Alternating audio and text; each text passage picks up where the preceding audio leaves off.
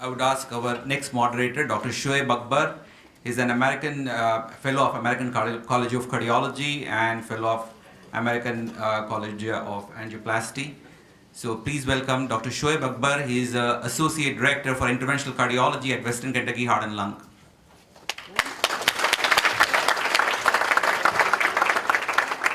Thank you, Dr. Kaz. It's my pleasure to be moderating this session on cardiovascular imaging. The technological advances made in the field of non-invasive cardiology over the last 3 decades have solidly placed echocardiography and nuclear medicine as fundamental pillars of diagnoses. They have enabled us as clinicians to better understand and to treat our patients. I have the pleasure of introducing an esteemed panel. First off, I would introduce Dr. Marcus Stoddard. Dr. Stoddard is the professor of medicine and the director of Echo Lab at the University of Louisville. Dr. Stoddard did his medical school from Johns Hopkins University, from where he went on to do his residency and fellowship training at St. Louis University.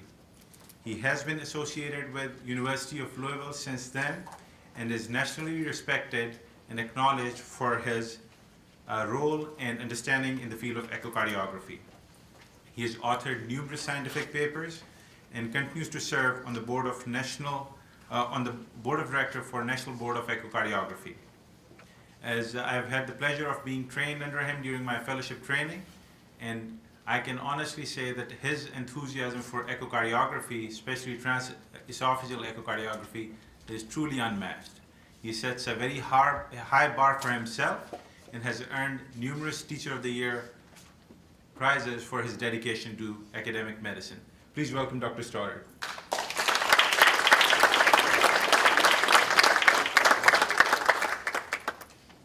I would also want to welcome back Dr. Asim Vaishis back on stage. Dr. Vaishis, is the Associate Professor of Medicine at the University of Connecticut. In addition to his invasive skills, he's maintained strong credentials in the field of non-invasive cardiology and continues to serve in leadership position with the CBNC. Please welcome Dr. Vaishis on stage as well.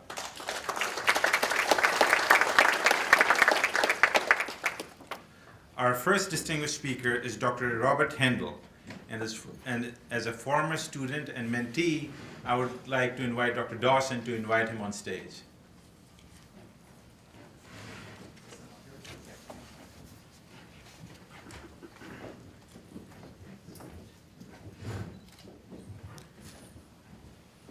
Dr. Robert C. Hendel is currently the interim chief of the Cardiovascular Division at the University of Miami Miller School of Medicine, where he is a professor of medicine and radiology. He also serves as a chief for the cardiovascular services and is the director of cardiac imaging at the University of Miami Hospital.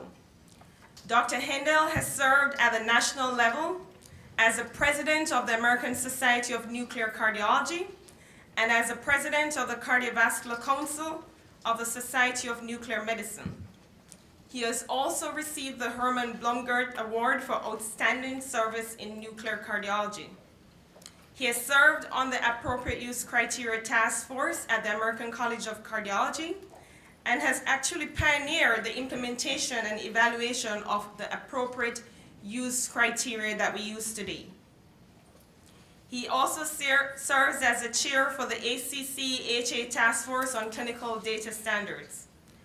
Dr. Hendel has authored over 160 papers as well as book chapters, one of which I was able to write with him, and it was truly an honor. He has published 2 of the leading textbooks in nuclear cardiology. He serves on the editorial board for multiple journals, including the Journal of Nuclear Cardiology, and is section editor for JACC Imaging. I am honored to have been trained by him. Please welcome my mentor, Dr. Robert Hendel. Thank you.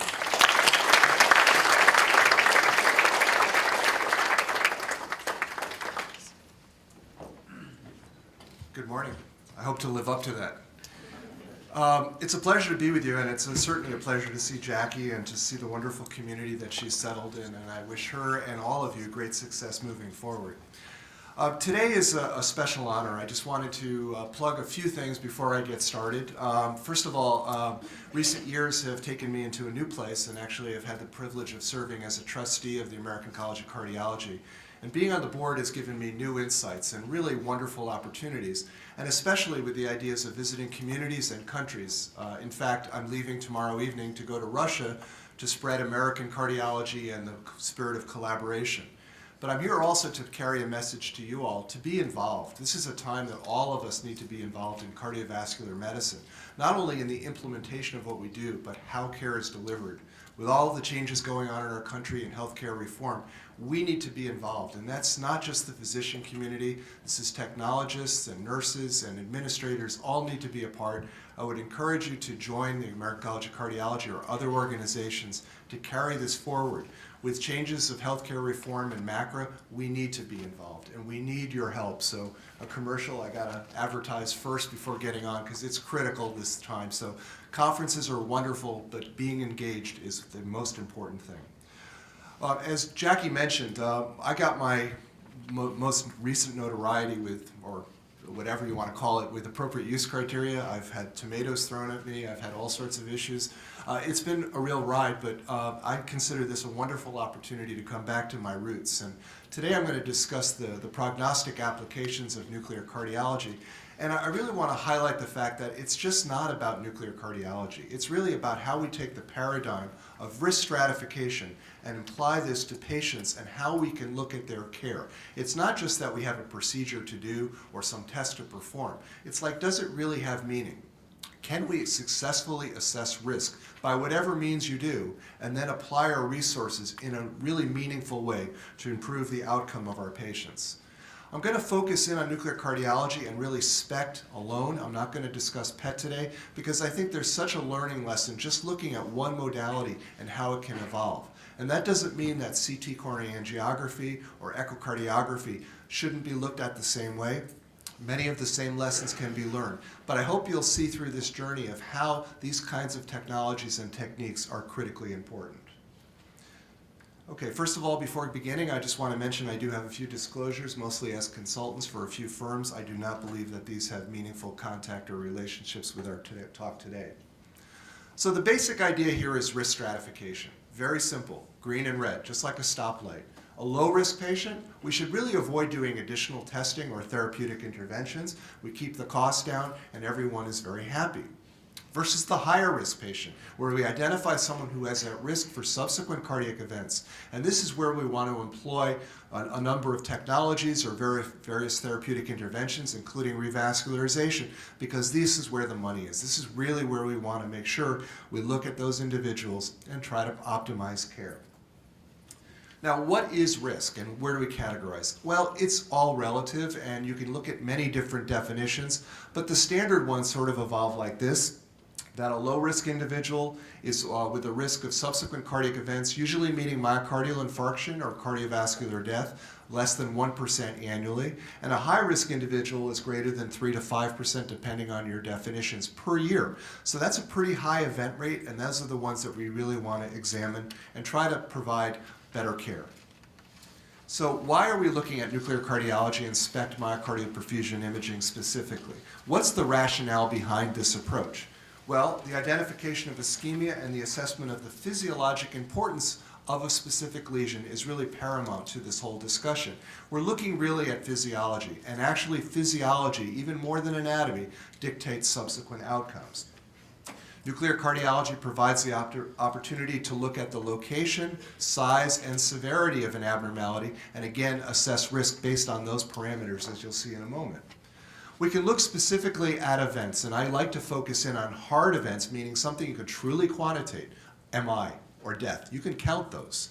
Whereas it's a little bit softer when you say unstable angina or recurrence of heart failure, but those still may be meaningful endpoints. Certainly the ischemic endpoints, such as acute coronary syndromes or myocardial infarction or a need for revascularization, those are clearly dictated by one type of finding, as you'll see. And then we have sort of the functional assessments, which really predict the overall outcome of patients with regards to death. So one we're looking at ischemia and one we're looking at function, and together we can assess the entire patient.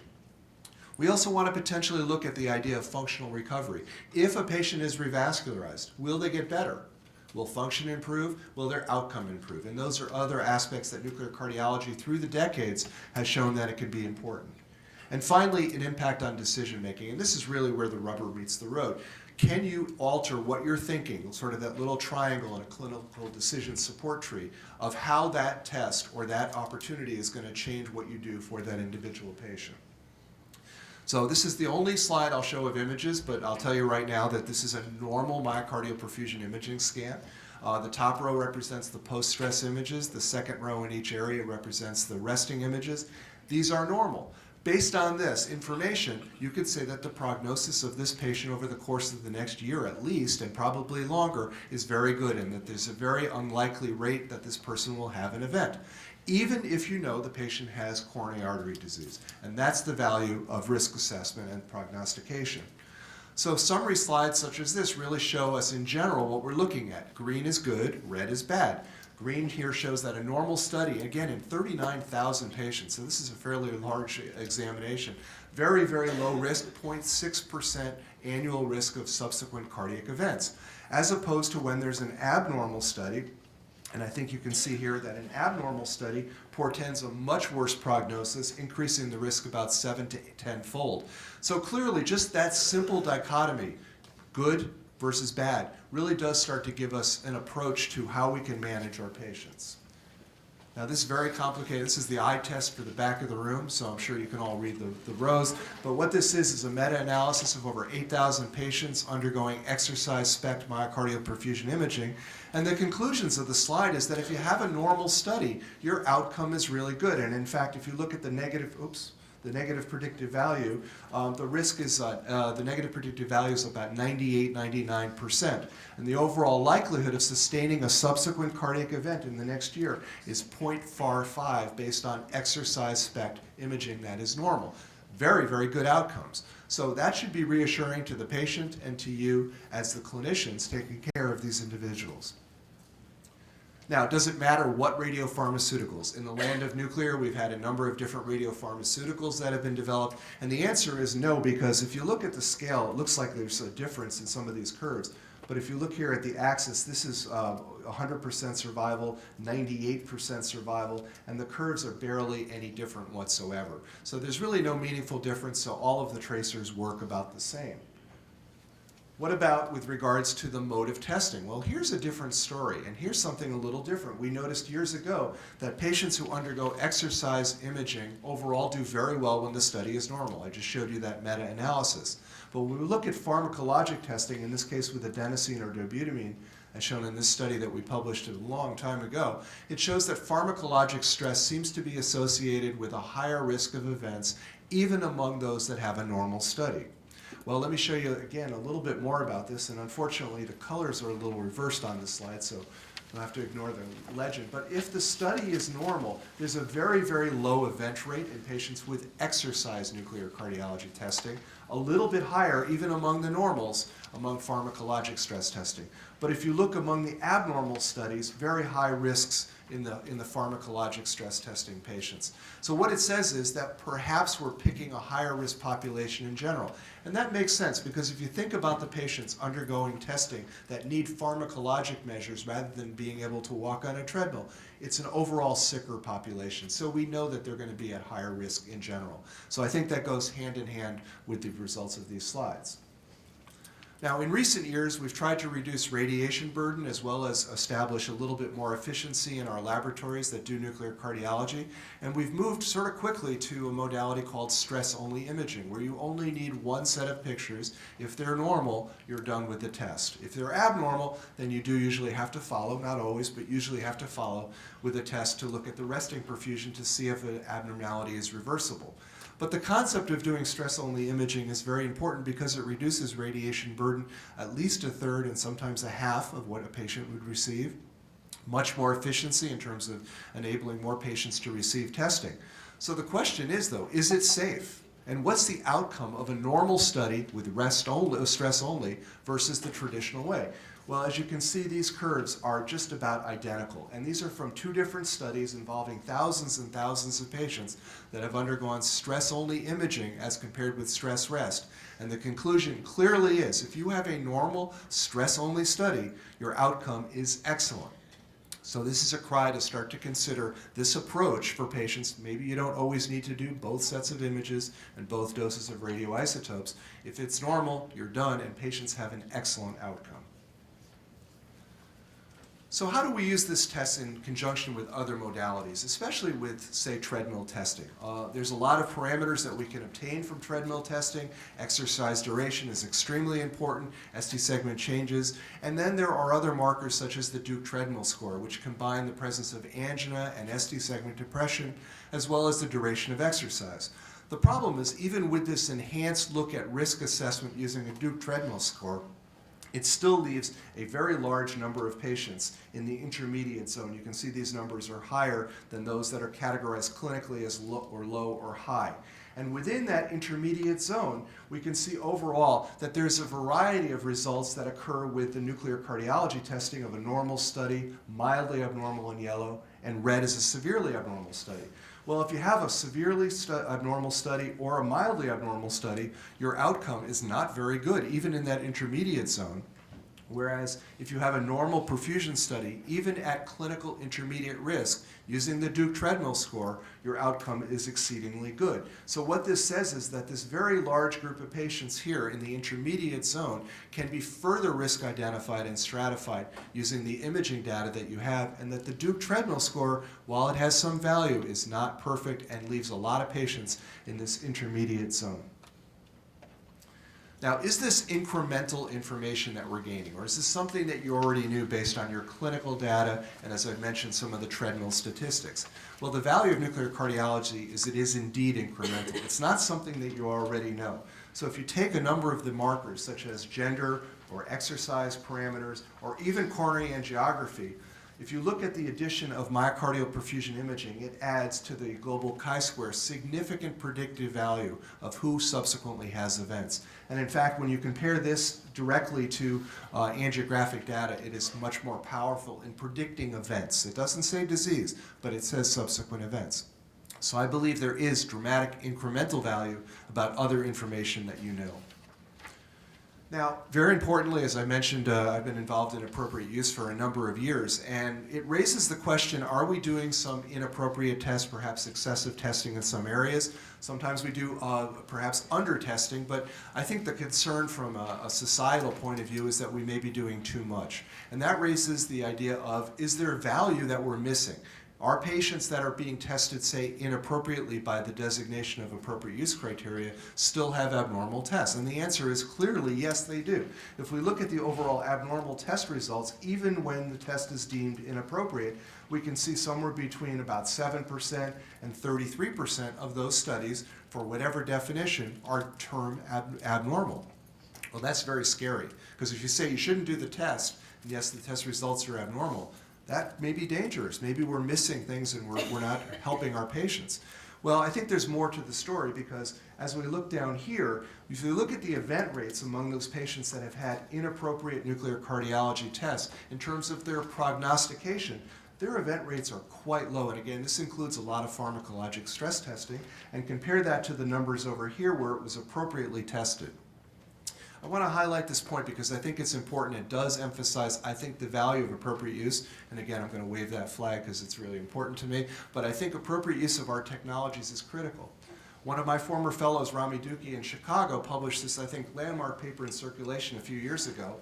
And I'm not going to go through the graphs because it is a little complicated, but they looked at all-cause mortality, death or MI, and a variety of things, and looked at the relative risk of patients who had an abnormal study versus a normal study, and compared it among appropriate patients versus those that did not have appropriate indications for the test. And the conclusions here are at the bottom.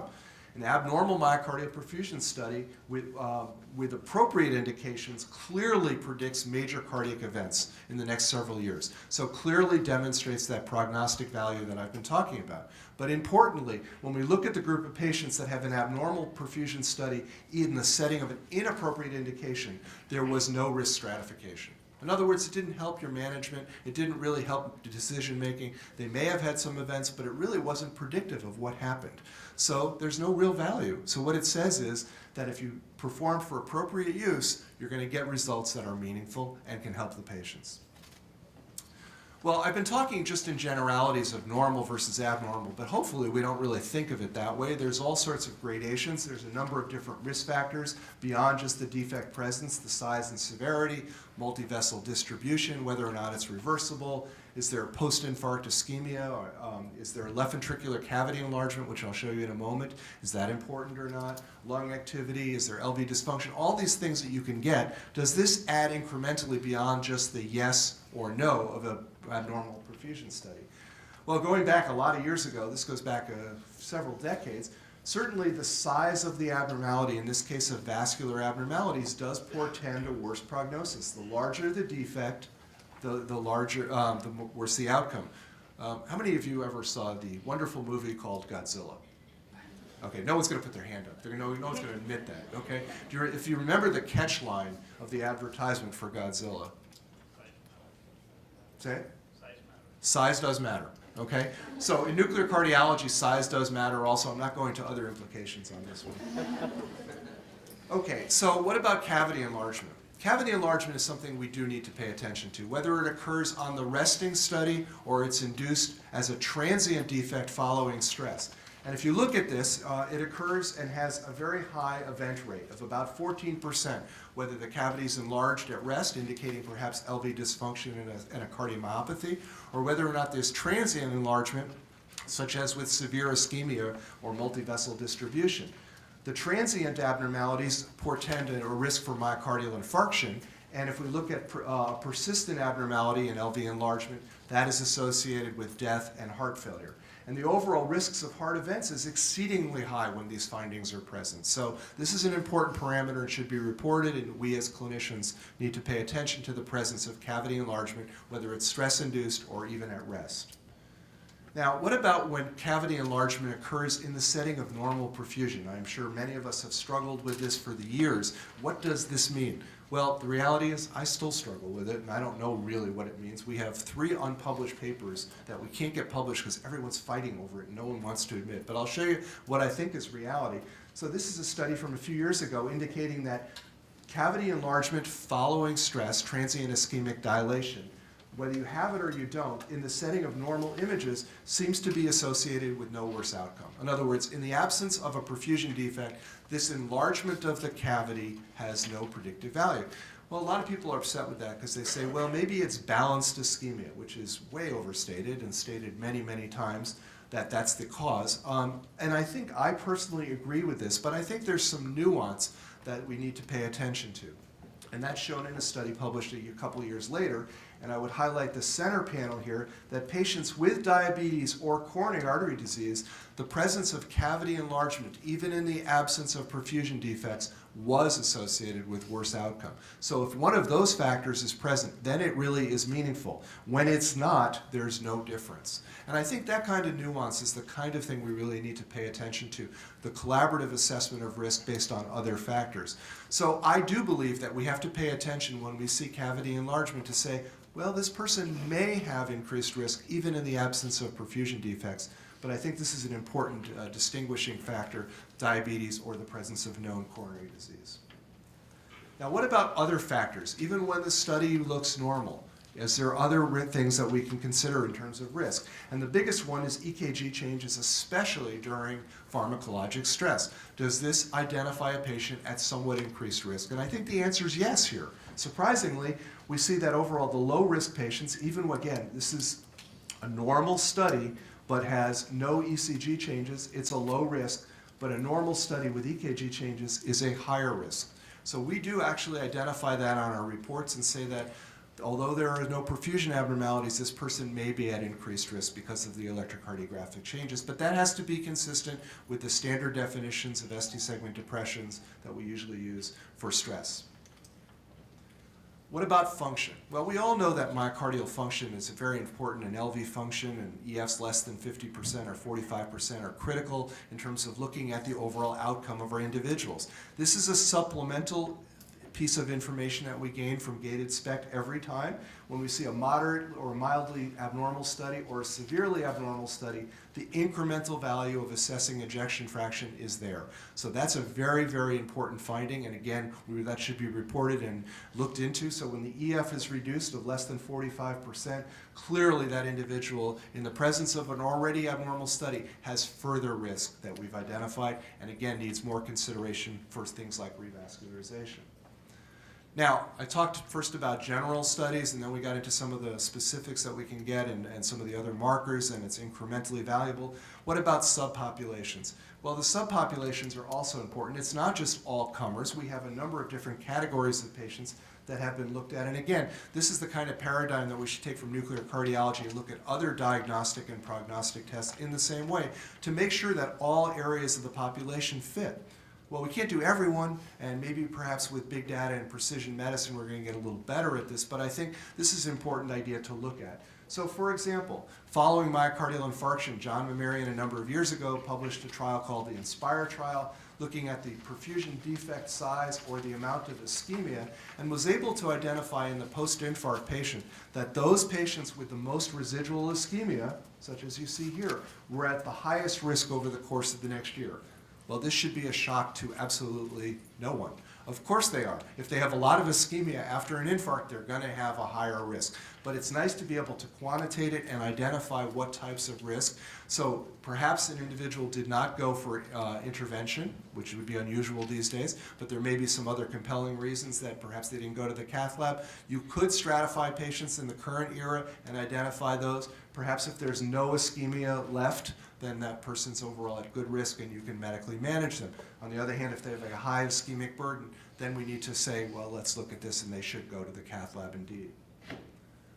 Okay, after bypass surgery, and I'm not going to go through all the nuances of post-PCI and things, but just to give an example, we always struggle. When do you test patients, say, after bypass surgery? Is there a window? We know it shouldn't be every year. We've decided that years ago, that serial studies on an annual basis are not necessary. So what's the threshold? Well, this is a study a number of years ago showing that clearly, before or after 5 years, clearly the risk does increase. That if you have an abnormal study, the risk of death, in this case, is substantially increased versus a normal study after bypass surgery.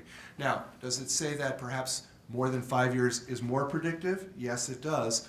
I don't know whether less is that critical, but we've adopted, at least for the appropriate use criteria, the threshold of at least 5 years following bypass surgery, and for PCI, at least 2 years after revascularization with PCI.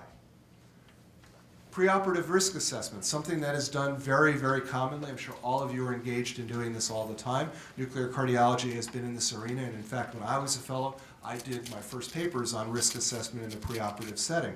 And clearly it shows that we can risk assess patients, and we probably should, especially in the higher risk, that clearly the hard event ratios of patients that have abnormal studies is always to the right of the line, and that clearly the negative predictive value of a normal study is very, very good. So clearly we do get some value here, especially in the category of peripheral vascular disease and major surgeries and high-risk procedures. Well, the appropriate use criteria, I had to throw at least 1 or 2 slides of appropriate use. But the appropriate use criteria do give us guidance, and the guidance is consistent with the latest version of the perioperative guidelines. And it says, for the most part, and I'll look here at stress radionuclide imaging, that when you have good functional capacity, it's rarely appropriate because it doesn't add any meaning. These are low-risk individuals. An asymptomatic patient following another evaluation. Again, these people do not have events, therefore it should not be done. It's rarely appropriate. We see, however, down here, for vascular surgery with risk factors, or patients who've had being considered for kidney or liver transplantation, at the current time the data supports the concept that this is an appropriate study. It doesn't say it has to be done, but it's an appropriate way to risk identify patients before these major surgical procedures. And even among the intermediate risk surgery, there's a sort of gray zone, may be appropriate in that group. But the key is here, low risk surgery doesn't matter. Don't do it. It doesn't add prognostically because these people do not get into trouble, so it really doesn't help as a clinical decision point. This is an example, once again, to show you the difference of how appropriate versus inappropriate really does impact on the overall predictive value of a test. And here, if you look at the high-risk surgical patients that are undergoing appropriate imaging, you can see that the risk stratification of an abnormal test versus a normal test is very high. So that's where the money is. It's in the high-risk patients that are identified that it's an appropriate technique.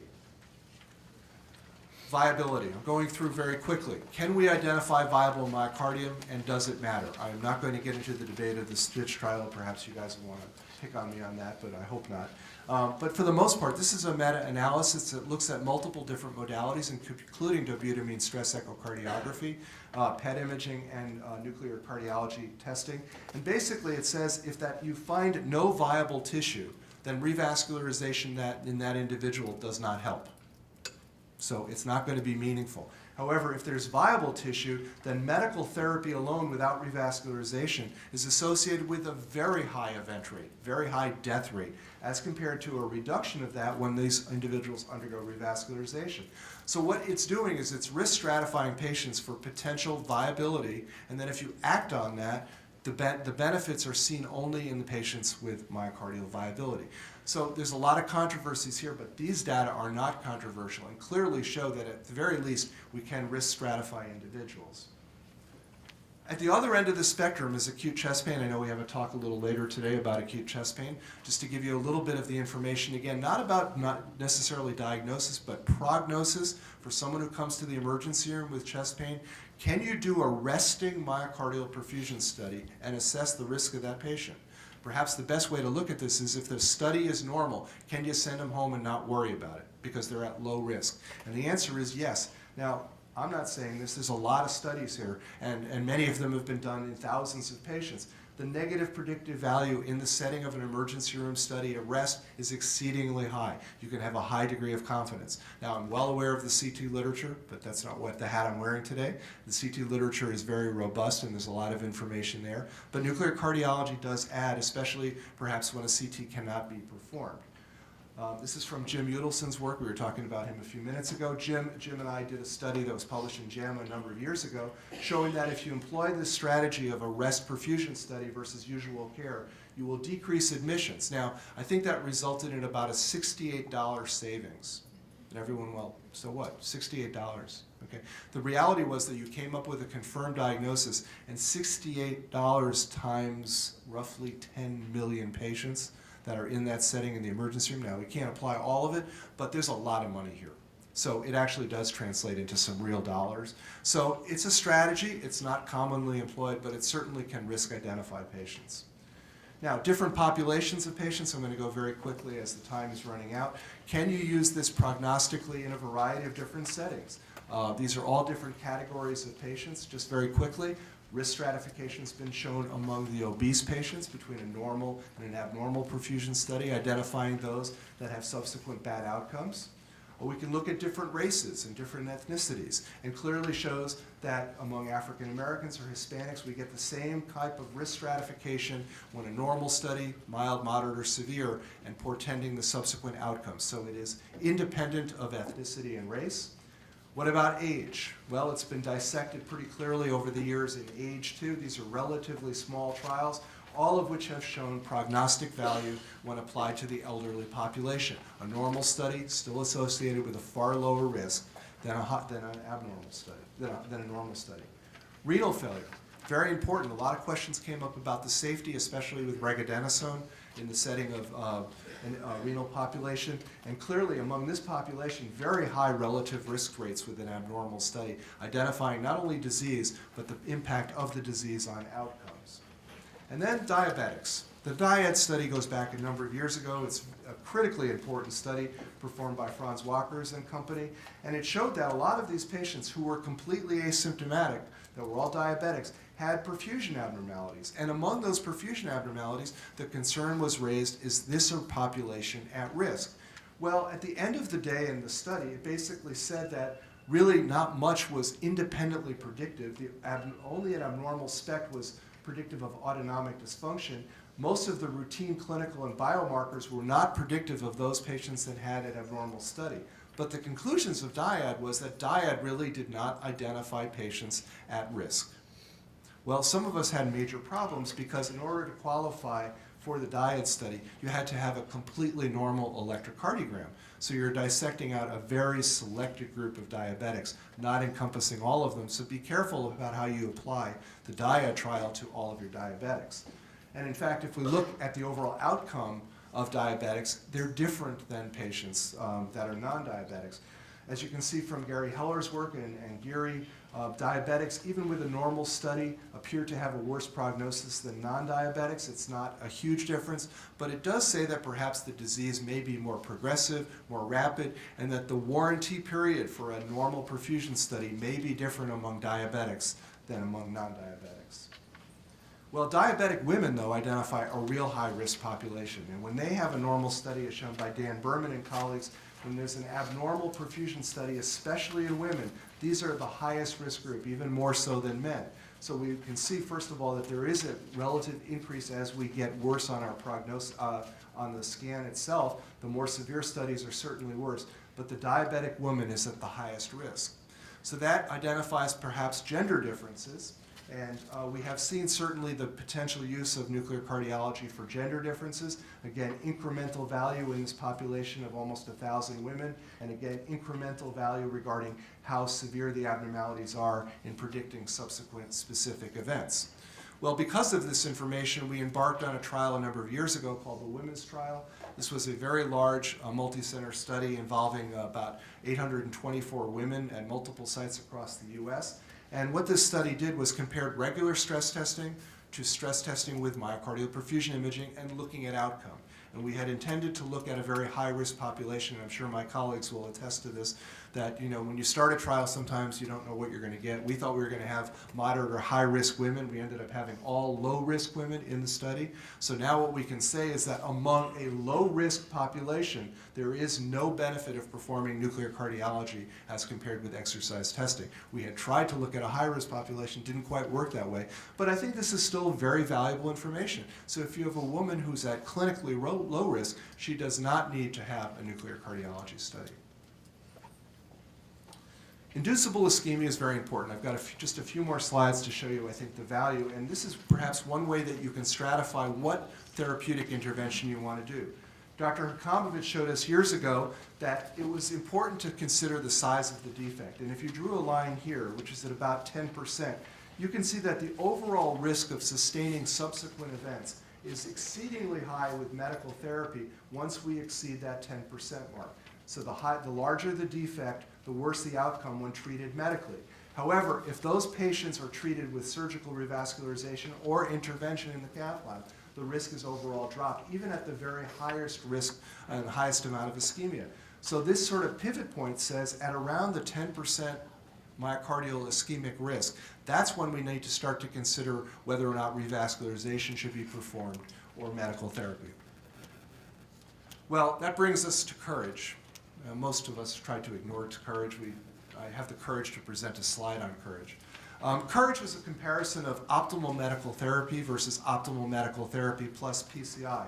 And this is the slide that everyone thinks about, and it says overall that the outcomes were roughly the same. Well, this has been debated for decades. I'm not going to go into this. I think there's a lot of issues. And this is a real mixed bag. And, truth is truth here. And Bill Bowden has shown this slide, and we've all talked about it. But as a nuclear cardiologist, I want to show you the next slide, which is that among patients in the same trial that had nuclear cardiology studies performed, we can see that there may be a difference. That among those patients that had therapy with PCI to reduce the ischemic burden and were successful in reducing the amount of ischemic burden at that time versus those that were not, there's certainly a pretty substantial difference in the overall event rates. What this is saying in a long way of going around it is that nuclear cardiology may help you stratify those patients that get the most benefit from PCI in the chronic patient versus those that don't. So we're identifying a higher risk group, we apply therapeutics, we go ahead and intervene, reduce ischemic burden, and those people do better. The concept of ischemic guided therapy is not novel. This goes back a number of years ago now. It's about 4 or 5 years ago, but it's really growing. And I think the bottom line here is that This is an important idea. Stress testing strongly recommended to confirm inducible ischemia, as recent trials fail to show the benefit of routine revascularization in stable coronary disease. Again, you may debate some of this, but the concept is if you find someone with a large ischemic burden, whether defined by nuclear cardiology or the converse, which is the FAME trial and FAME2 and DEFER trials from the interventional arena using FFR measurements, also basically stating these patients are ischemic, that we know those that are at the highest risk are the ones that benefit the most from revascularization. So I think ischemic guided therapy, whether nuclear cardiology or whatever, is the way to go and the most important attribute. So with all this, is it worthwhile? Is it worth the money that we spend on doing nuclear cardiology tests? We have data to support this. Quickly, this is the N trial comparing two approaches. One group that went directly for coronary angiography and one went to coronary angiography with stable disease only after the performance of nuclear cardiology. And what it showed was that the overall increase of revascularization occurred going from low, intermediate to high clinical risk, and that overall revascularization was far less performed when those patients went to the cath lab on a selective basis. Well, that makes sense. If you only send some of the patients to the cath lab, not all of them, you're going to have less revascularization performed. But the question is, how does it impact on outcome? And here we see that for each category, there was no change in outcome. And the bottom line here is that it helps to identify patients at the highest risk, maybe serves as a gatekeeper for further interventional studies, and really helps you with your clinical decision making. So in summary, ladies and gentlemen, I think that nuclear cardiology, and I do believe this, has excellent prognostic value with imaging, with exercise or pharmacologic stress, although we do know that there's a higher event rate with pharmacologic stress, even in normal studies. That the extent and severity of abnormalities does identify risks for subsequent events, and it is incremental and graded. That specific applications before and after revascularization, before surgery, and with chest pain, and a variety of other scenarios, all have demonstrated significant prognostic value for nuclear cardiology. The clinical value in a variety of different populations, not just one group. Genders, different ethnicities, age, all have been shown to be successfully risk stratified by the use of nuclear cardiology, and that the appropriate use of nuclear cardiology technique further enhances the prognostic value of these methods. So I want to thank you very much for your time and the opportunity to be with you this morning. Thank you.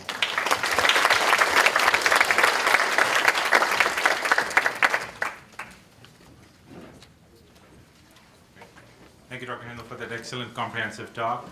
We're going to take questions for both these talks at the end of Dr. Stewart's talk, who's going to talk about diastolic dysfunction.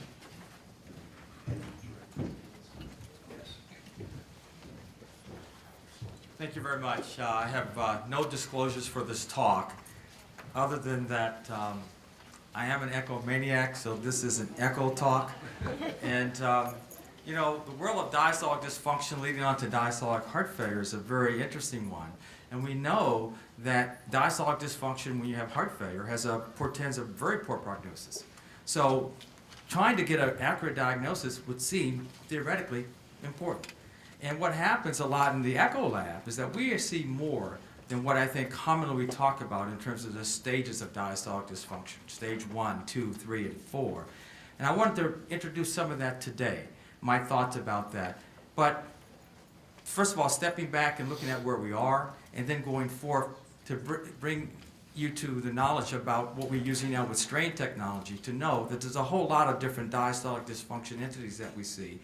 Also, some of the diagnoses that we are rendering are wrong. These patients have normal diastolic function, but if you use sort of conventional approaches, you'll find out or think that they may not. And it's actually a study many years ago was shown where they took conventional indices and tried to make a diagnosis of diastolic dysfunction among experts. And there was only a 60% agreement. Now these are experts who live by this technology. 60% agreement. And it dawned on me really why this is the case. Some of these patients don't meet the classic criteria for what we want to pigeonhole them in. We want to make them grade 1, grade 2, grade 3, grade 4, and they're not. But on a test, you have to put them somewhere, and you're wrong. You're going to have discrepancies among even experts. And I think partly it's due to the fact that they don't all fit this pattern. Now, every time I've seen a diastolic function talk given, no one's ever given a definition. So I wanted to give a definition of it. And in a global sense, normal global diastolic function is the ability of the left and right ventricle to adequately fill with blood while maintaining normal ventricular diastolic filling pressures at rest and during exercise. Very comprehensive. Both chambers, rest, exercise, and you can fill adequately. And what adequate filling basically means is that you have optimized the preload for the given degree of contractility, given degree of afterload to maximize your stroke volume.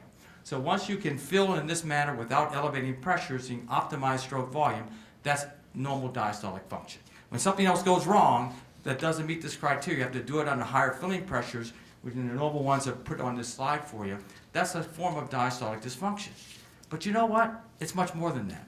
There are now entities of diastolic dysfunction that occur prior to that definition being met. And you can see it at a myocardial level or a muscle level with strain technology. These patients are not symptomatic necessarily. They don't have high filling pressures. They have no effect on their filling at all, but they have muscle disease. That's a form of diastolic dysfunction that's preclinical. And that's what we call pre-global diastolic dysfunction, pre-grade 1. But before we get there, these are the old friends, the things we've used to make these diagnoses that have helped us well. There is transmitral Doppler flow, annular tissue Doppler, inflow propagation rate with color M mode. We look at left atrium volume, so-called the hemoglobin A1C of diastolic dysfunction, and pulmonary venous Doppler flow. And if you look at these parameters, we now know if you complement them with spectral tracking diastolic strain rates, we're going to get a new twist here. We're going to find out that there's much more beneath the surface that we never realized about diastolic dysfunction and why we've been making in some cases, misdiagnoses or overdiagnosis. Circumferential diastolic untwisting rates, three-dimensional echo strain, myocardial tissue Doppler velocities when done at the muscle level has helped us. So we're on a new horizon now beyond just this global assessment of diastolic function. And what we're focused on predominantly has been the left ventricle. If we look at flow across the mitral valve, EDA ratios 1 to 2 are normal. Deceleration time of the early filling velocity is about 150 to 250. And you'll look at different textbooks, get different numbers, but somewhere really in that range. That's a normal diastolic filling pattern. If you look at the tissue Doppler, which is basically the speed of velocities at the annulus, you'll get this early diastolic wave called E prime. That wave is usually less than 8 on the septum or less than 10 if you have impairment of diastolic function. Okay? So less than 8, less than 10. If you divide this into the peak mitral valve inflow velocity and you get higher numbers, that suggests high left atrial pressure, higher diastolic filling pressures. So greater than 15 for the septal ratio, greater than 13 for the lateral wall ratio. If you look at the inflow propagation rate from a color M mode signal, that slope, when it's less than 45, is indicative typically of diastolic dysfunction, but it's not a perfect. Inflow propagation rates are not perfect. And if you look at the ratio of this inflow propagation rate divided into the early peak mitral valve inflow velocity, if it's greater than 2.5, an index of elevated pressure. So these are all global indexes trying to get at whether the pressure is elevated or if there's an impairment in filling. And this is the classic ones. So if you start off with normal filling, E greater than A, normal E primes, whether septal or lateral, inflow propagation rates, and if you look at also flow in the pulmonic veins, this is what a normal schematic of a normal global LV diastolic function would look like. That would progress on in this staging system to grade 1, where you have an impairment of filling because you don't relax the muscle rapidly to suck in blood, so the E waves go down. Compensatory, the A wave goes up. E primes, which basically a reflection of the muscle velocities, go down. You see inflow propagation rates go down. And as you progress on to the point where the heart becomes stiff, this filling pattern reverses. This is our grade 2 pseudonormal. Looks exactly like a normal filling pattern, but the other indices would suggest that there's impairment of diastolic function. That's our, quote, pseudonormal grade. That's a classic definition. As this progresses even more with a much more stiffer ventricle, you get this restrictive filling pattern. And this restrictive filling pattern, which is probably more our severe form of diastolic dysfunction of the left ventricle, can become irreversible. And one way to tease that out is doing a Valsalva maneuver, whereby you can demonstrate that this E-to-A ratio across the mitral valve goes down about 50% with the Valsalva, showing that there's some reversibility in the diastolic restrictive filling versus not. And if it's not, that portends a worse prognosis. So this data is well known. That's the conventional approach that we use on a day-to-day basis and the sort of things that you see on echo reports that are important to know about. We know that the left atrial volume is important in looking at chronicity of diastolic dysfunction, trying to determine if it really has hemodynamic significance. Is it really explaining my patient's symptoms? Does it really have prognostic prediction? Those are important. And in terms of the volume, there's been a change in the index. If it's greater than 28, is what we used to use as an index of enlargement. I think that still applies for 2D derived LA volumes. If you do 3D volumes, which are larger in the same patient, do a 2D derived left atrial volume, this cut point of greater than 34 makes sense to me. So these are the sort of numbers that we throw around as to whether it's enlarged or not, and it becomes a critical issue. Because when you make a diagnosis of pseudonormal diastolic dysfunction, grade 2, you typically will have a enlarged left atrium. And this is where discrepancies come. You have a patient who looks like they're grade 2, filling pattern looks normal, the E primes are abnormal, but your left atrium is a normal size. What is that disease? Is that really truly chronic pseudonormal? That's not clear. And I think you'll see from this talk that some of the strain analysis has helped us to understand what that entity really is. It's actually not a severe form of diastolic dysfunction. It's probably preclinical. It's probably a patient who's going to do very well, quite honestly. So this is the first example of a classic impaired relaxation patient, 65-year-old man with dyspnea on exertion. You can see hypertrophy of the walls, good LV inward excursion, systolic contraction qualitatively from a short axis view. And we always look at mitral inflow to make sure there's no significant MR, another independent effect on left atrial size. So one of the things that must be there, systolic function, you want to look at as well. Ejection fraction here is normal. Hypertrophic heart, left atrial volume looks normal. And this is the flow across the mitral valve, the classic pattern that we would typically say is impaired relaxation grade 1. E less than A, deceleration time is prolonged, greater than 250. All right, if you go on, you look at isovolumic relaxation time, that's also prolonged. This is the time from the closure of the the aortic valve to the opening of the mitral valve. You can see that this duration is greater than 90 milliseconds. E primes are low. You can see the E prime velocity here is less than 10. That's for the, less than 8 for the septal E prime. That shows some support for diastolic dysfunction of the left ventricle. The inflow propagation rate here is low at 35. The ratio is normal, suggesting that left atrial pressures are normal. But there's a discrepancy. This E to E prime ratio here would suggest that left atrial pressures were high. This would suggest that left atrial pressures are normal. So there's a discrepancy. So all in all, this is just a quick example of impaired global LV relaxation where you could not make a call about LA pressures. And that's an important component of whether the patient is symptomatic or not, if you can make that call. Let me give you another example of a grade 2 case. This is a patient 67 years of age, female, syncope was the reason for the study. You can see right away this very large left atrium qualitatively, small LV cavity, good LV systolic function, ejection fraction is at least probably 70%. 3-chamber view, no significant MR. And look at the left atrial size when normalized. It's 148 cc's in the single plane view, much greater than 34 cc's per meter squared. Look at the filling pattern. The early filling velocity is much lower than the atrial kick. And also this deceleration time is quite extended. This is a case of very impaired LV diastolic dysfunction. Although this would be characterized as grade 1, this is the sort of patient that's terribly symptomatic or can be, and actually symptomatology may be akin to those in grade 3 or grade 4. So the grading system does not well necessarily characterize the severity of diastolic dysfunction in a given individual. If someone said they were grade 1, you would think they might not be all that symptomatic.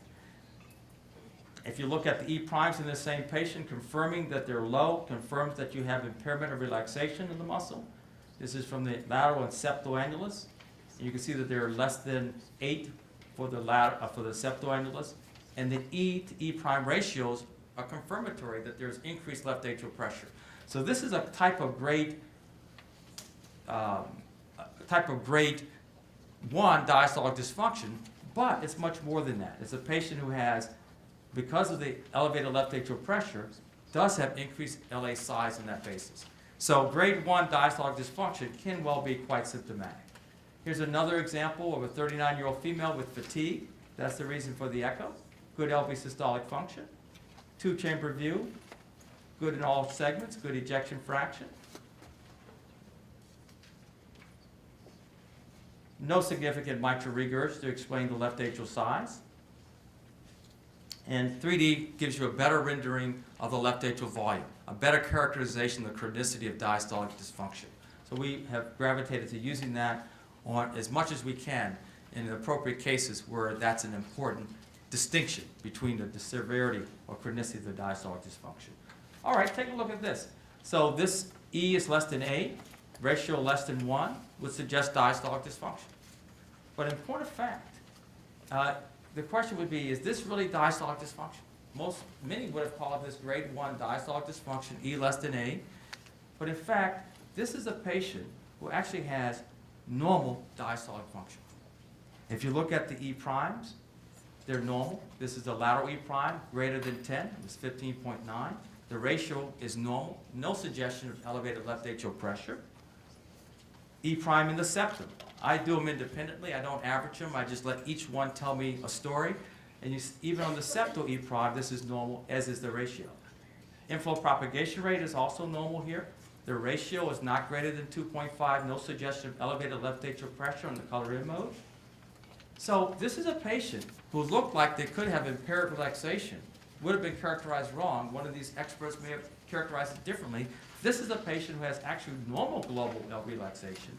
The E to A in this case is due to the tachycardia with merger of the E in A way. The LA pressure was normal by all indices, and what it tells you is that you need other indexes before you make that call. You need a direct assessment of the muscle. Is the muscle impaired instead of just a global assessment of the filling of the cavity? But this patient, the left atrial to body surface area index was increased, but it was increased because the patient was underweight and anorexic. So this is where the index can falter. So you can't just rely on one single thing. You have to know the case in more clinical detail to know how to apply that. So this is where in the echo lab, that's information we may not have had, but it's information that you would know if you use an ideal body weight. That may have been a way to better characterize the patient. Okay, another case 4, another example of a male with worsening dystonia exertion that doesn't want to play. No significant MR. Left atrial volume is quite huge, 60 cc's per meter squared by 3D. This is on the 2D, the same. Look at the filling pattern. So this is where the filling pattern looks normal. E and A is between 1 and 2. Deceleration time is normal, between 150 and 250. So this is a patient that has a normal filling pattern, but low E primes. You can see it less than 8 or less than 10 for the lateral E prime. The ratio is elevated, suggesting elevated left atrial pressures. So this is a classic example of a patient with pseudonormal. This is our grade 2, okay? So that's an easy call. The point I wanted to make is just the caveat that this ratio using color M mode is not the best. And this would have suggested that left atrial pressures were normal, but in fact, the other indexes suggest elevation. So you have to use that with caution, the caveat. Okay, so that's the sort of typical cases. Take a look at this patient, more classic case. He has impairment of systolic function, enlarged left atrium, mild MR, poor systolic function. EF probably in the 25% range by eye, but an estimation sometimes could be wrong, but it's clearly down. Take a look at the filling pattern. This is the classic restrictive filling pattern where the E wave is elevated, deceleration time less than 150, the ratio of E to A greater than 2. So this is a patient would be restrictive type filling pattern. You can look at the E primes, they're low, okay, for the muscle. E primes here are low. Inflow propagation rate is reduced. It should be greater than 45, and the ratio is greater than 2.5, signs of elevated left atrial pressure. So this is a patient who has classic restrictive. That's a restrictive form. LA pressure is elevated. The prognosis of this patient, we would all assume, is poor, 50% mortality at 1 year given these kind of signs. But this is where it gets interesting. Same patient, 4 months later. Function now better, systolic function. Left atrium now smaller. Good systolic function in this view. 4-chamber view. No significant MR. Look at the left atrial volume now. It's only 35 cc's. So what was this disease that we were dealing with? Look at the flow across the mitral valve, E less than A, almost like an impaired relaxation type pattern. E primes have now improved. The lateral E prime is 8.8. The high pressures in the left atrium are gone. The E to E prime ratio is gone.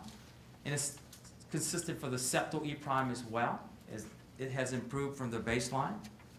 Inflow propagation rates got better, 33.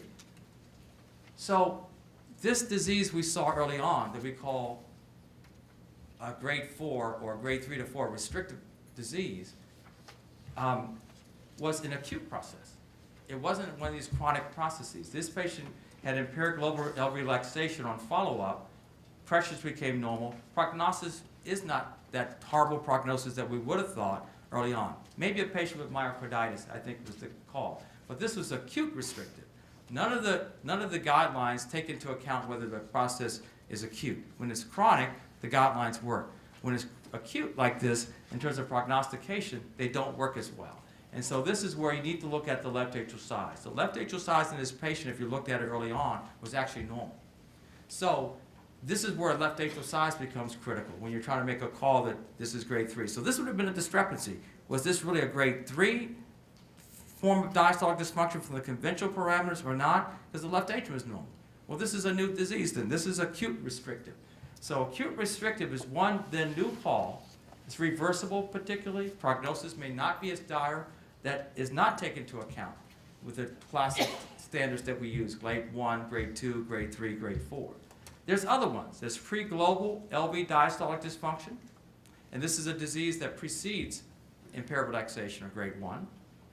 There's pseudonormal, another terminology to get used to. This is a case that looks like a pseudonormal, but the diastolic function is actually normal.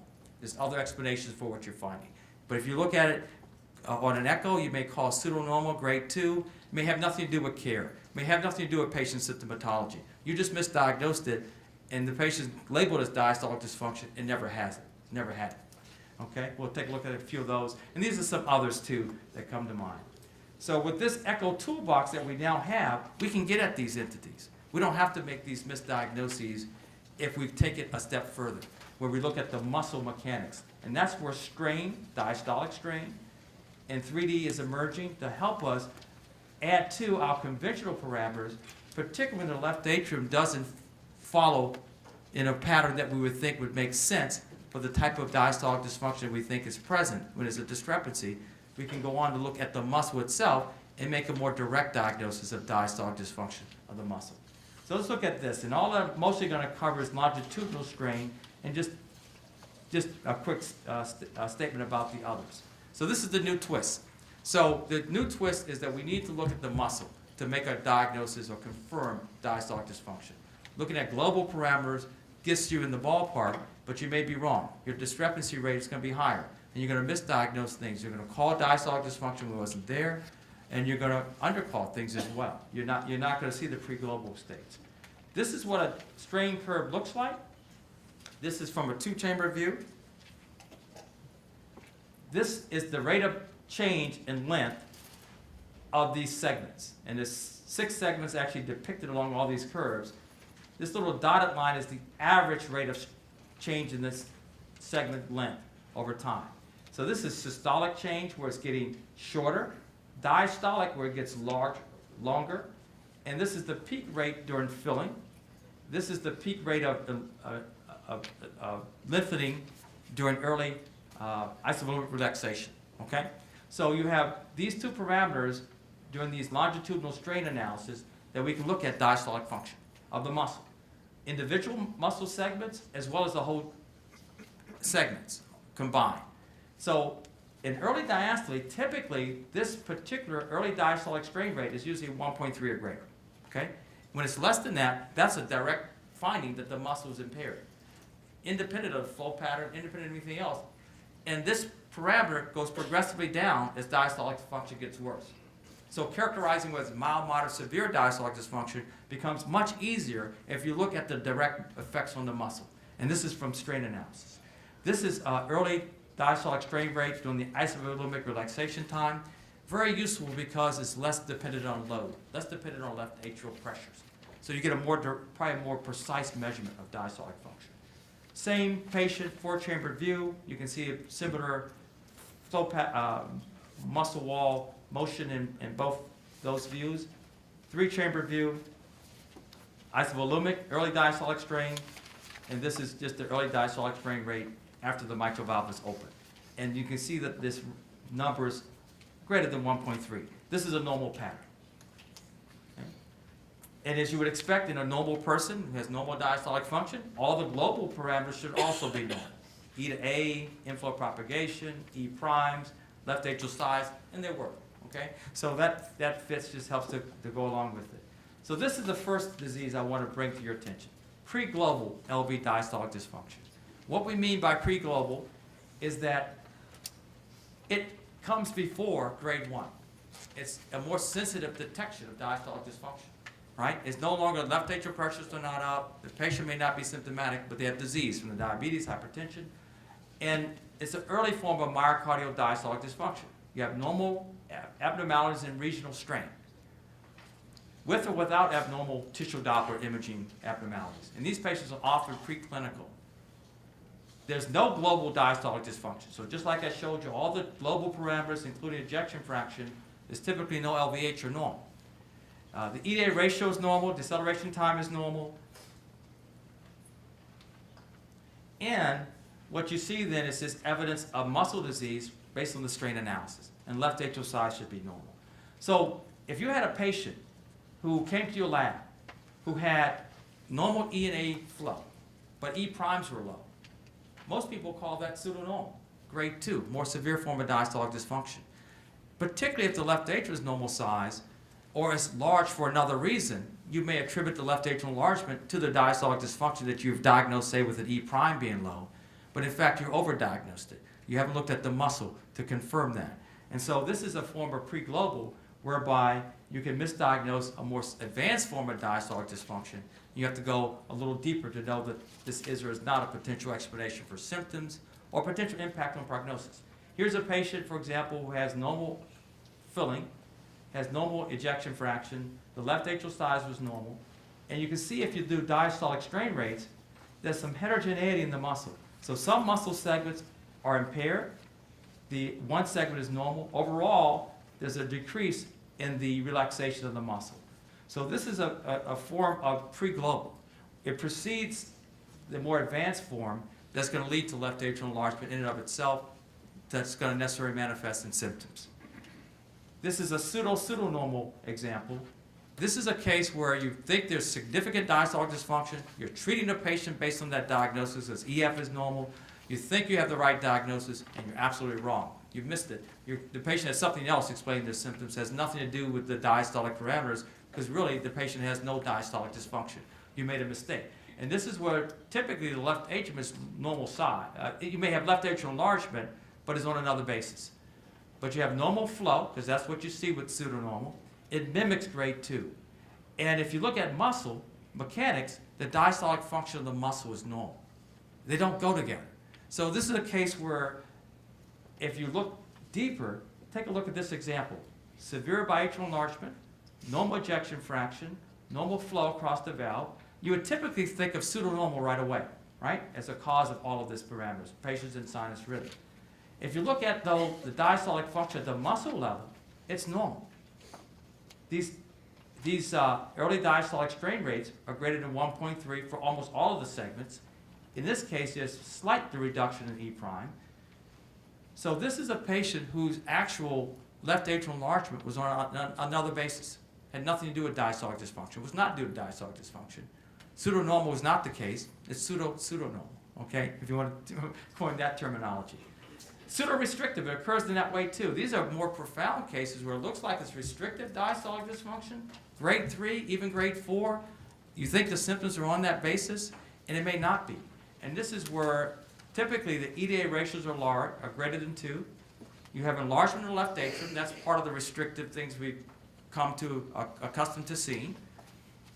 But if you look at myocardial diastolic function, is normal or near normal.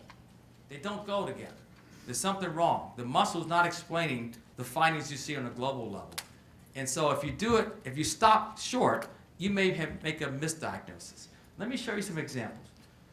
Okay, so here's a case, patient with large left atria, right? High E wave, low A wave, restrictive filling pattern, right? Low deceleration time. But take a look at this muscle. The muscle relaxation is normal. And if you looked at all the segments, it was normal. In other words, the muscle is not explaining the pathology of what you're seeing. Something else is. It's not diastolic dysfunction. It's not elevated left atrial pressures. It's some other explanation beyond just this restrictive type filling pattern that you see. And this is an example at the top of a true restrictive case. Here's E, low A. You see these low E primes. Here is like 0.4 strain rate, diastolic strain rate, 0.4. This one that we just saw is much greater than 1.3. It's 1.6. This patient is not a diastolic dysfunction patient, although it would have been hard to have made that without looking at the mechanics of the muscle. So this is where the strain is the new twist. We have to go beyond just that. And there's data that helps to support this in terms of sensitivity, specificity. I don't know what my time is like. Let me take a quick look. I'm doing okay. 2 more minutes, I'll be done. If you look at this study done by Dokanish, this is the diastolic strain rates that you see early and isovolumic. And they looked at these compared to our conventional E to A ratio for pressure. And look at how sensitive were they in detecting elevated pressure. In this case, a pre-A wave pressure akin to an LVDP greater than 15. And if you look, this is the early diastolic strain rate divided into peak E wave. If you use the criteria greater than 10.5, it had better sensitivity and specificity than the E to E prime. And if you look at actually early diastolic strain, a different parameter, it also is quite sensitive and specific. In other words, they did a better job. If you looked at also for detecting, and this was a population, by the way, of patients, let me go back, who were HFnEF patients. So this was patients specific for that difficult population to deal with, whether their symptoms is due to diastolic dysfunction or not. They have a normal EF, everything else looks pretty good, and we sort of put them in a category that maybe is diastolic dysfunction, and we'll treat on that basis, but really confirming it is important. Also, it works well in our pseudo-normal population. This is where the E to E prime ratio is equivocal. We can't really say the pressure in the left atrium is up or not, so the classic parameters are not helping us. These parameters are pretty sensitive and pretty specific in teasing out who really has elevated left atrial pressures. So you have to go the next layer. We look at myocardial disease, look at the early diastolic strain rates, look at those ratios, and then you have a better index. This is another form of strain, spectral tracking strain, using diastolic strain rates from circumferential shortening. And these are from the base of the heart, mid part of the heart, the apex. And you can look analogously at early diastolic strain rates in this format as well. And they also add to the information. You can look at untwisting rates. I won't go over that too much from the base to the apex. If you look at those untwisting rates, this is in an animal model, you can see that they correlate with parameters of diastolic function, namely tau. As the tau value gets prolonged, the rate of diastolic untwisting goes down. This early diastolic untwisting rate, however, is dependent upon pressure to some extent. As pressure in the LV goes up, the untwisting rates go up. So there's some load dependence. If you look at the isovolumic, however, untwisting rate, it's not load dependent. And that may be a better parameter. It's still dependent upon diastolic function or relaxation. As diastolic function becomes impaired, so does the untwisting rate in isovolumic relaxation. If you look at left atrial pressure, though, it's not affected. It doesn't correlate with the untwisting rate. So this is sort of the place that we're headed. We're headed now for our more difficult patients to do more detailed analysis to sort out if their HFnEF or HFpEF is actually significant or not. We'll look at untwisting rates. A normal being minus 115 degrees per second. In the HFnEF population, a hypertrophic cardiomyopathy population, they're reduced. And so this may be an angle for us to get better information. And lastly, 3D strain has arrived. In 3D strain, unlike taking a 2-chamber, 4-chamber, 3-chamber, putting it all together, take the whole heart in a 3D format, and then you probably have a better index of true strain, and particularly diastolic parameters. So we don't have to just do slice views. And this is just one example of that. I was going to go over some data about how echo parameters have been used in clinical trials to assess treatment efficacy for diastolic dysfunction, some using sildenafil, aggressive treatment of hypertension, neprilysin, ARBs, and usually the HFpEF population is what's been looked at, hypertrophic cardiomyopathy population. And what you do see is that you can improve these parameters, the conventional ones, E prime, E to E prime, but it's unclear if that really translates into improved diastolic function because we know those parameters are so load dependent. But as we get better parameters, hopefully diastolic strain, maybe trials will incorporate this kind of technology so that we'll know that our treatments is not only resulting in a parameter improvement, but actual muscle level improvement. And that's where I think the goals are headed. So I'll conclude here. Chronic global stages of diastolic dysfunction, that's the old friend. They're useful, but they're not comprehensive. You can make misdiagnoses if you just rely on them alone. The emerging methods, diastolic strain, complex. Diastolic function is complex, so you need complex technology to unravel it. That's the new twist. We can do it from longitudinal diastolic strain, circumferential diastolic strain, and 3D strain has emerged. So I think this will help to improve our assessment of diastolic function and not misdiagnosing it as well. And lastly, there are long-term prognostic studies that are to be launched using these sort of technologies to see if we can better treat patients and better assess whether we actually have improved not only their clinical outcomes, but at a muscle level, their pathology. So with that, I'll conclude and thank you very much for your attention.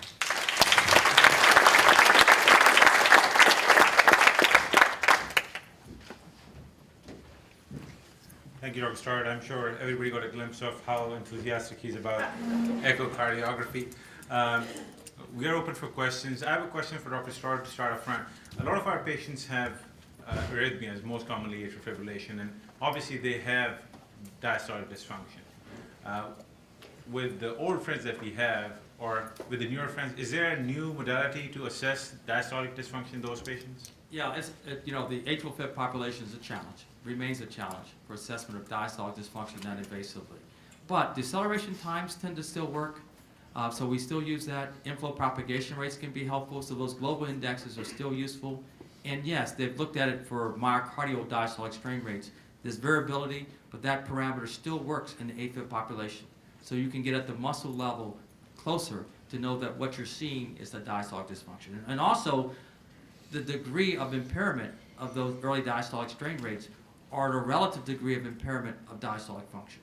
So you don't have to say pseudonormal or grade 2 or 3. You can have mild, moderate, severe forms of diastolic dysfunction. You open for questions? Shane? I have a question for Dr. Stoddard. I have had a few patients coming in to see me for the first time with heart failure symptoms, pretty classic. Put them on diuretics and they get better. Get an echo on them, it's totally normal. Everything short of strain. We're not doing strain and all that. Now they come back to see me in follow-up and I'm not sure if I can still label them as heart failure with preserved ejection fraction. Yeah, I think that I like to have a diagnosis that I feel comfortable with when I'm treating patients, but sometimes we're forced to use our clinical judgment, and if we improve the patient's quality of life, that's a good endpoint, because right now nothing's been shown to improve mortality outcome with diastolic dysfunction, even if you clinch a diagnosis. But if the echo is completely normal structurally, like you said, filling patterns, I'd be a little bit alarmed that maybe you're treating something that's maybe it's renal, maybe it's some other reason for why they're retaining fluid and they're responding to diuretics. And I would like to go a little bit further. I would look at myocardial strain in those patients. Sure, go ahead. For Dr. Handel. Dr. Handel, coming back to that TID with a normal scan, now some of these patients could have a very hypertensive blood pressure response.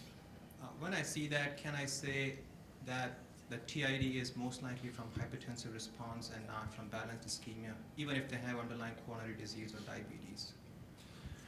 Sure, I think it's a diagnosis of exclusion. I tend to believe you.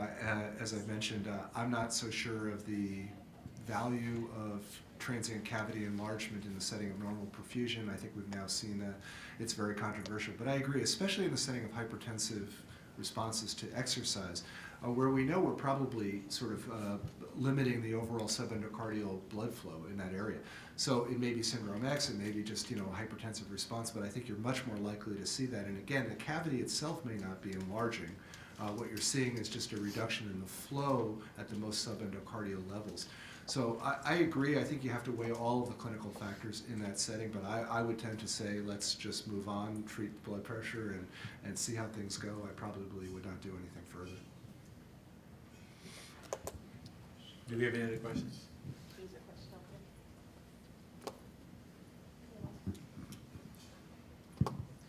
Dr. Hendel, enjoyed your talk, very comprehensive.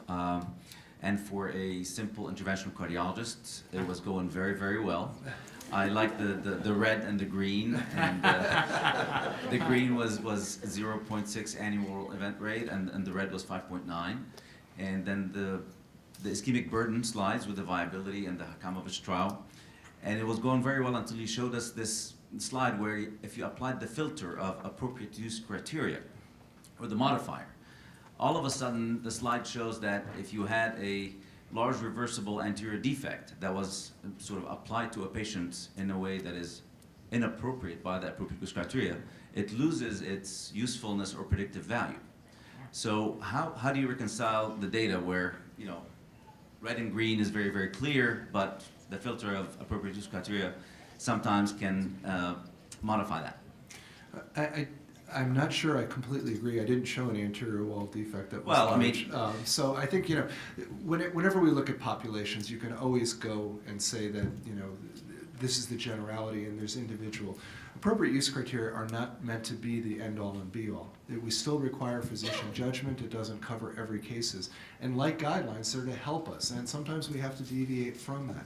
But I think the overall message is that the value and risk stratification of performing tests for inappropriate indications does not lead to overall stratification and identification of risk. Now, if you have other compelling information that may or may not be covered in that scenario, then that has to be weighed. And it's very clearly stated, because we made sure it was put in there, every set of appropriate use criteria says this is not a substitute for clinical judgment. And I'm always very clear to say that. But I do think it's important to consider the overall population effects here, that just indiscriminate use of a technology does not necessarily improve things. More is not necessarily better in all cases, and I think that was the message here. We've suspected this for a long time, and I think now we're starting to see data, and I think what it does is it enhances what we can do. And again, we're all clinicians. We all have to take the weight of the patient, some other extraneous information, and that may be there, but I think for the most part, a lot of scenarios which, when we see in the laboratory, and I'm sure in the cath lab, the same thing, what is going on here? Why are we doing this procedure? And we have to be objective now and look at that. I thank our panelists for an extremely thoughtful session.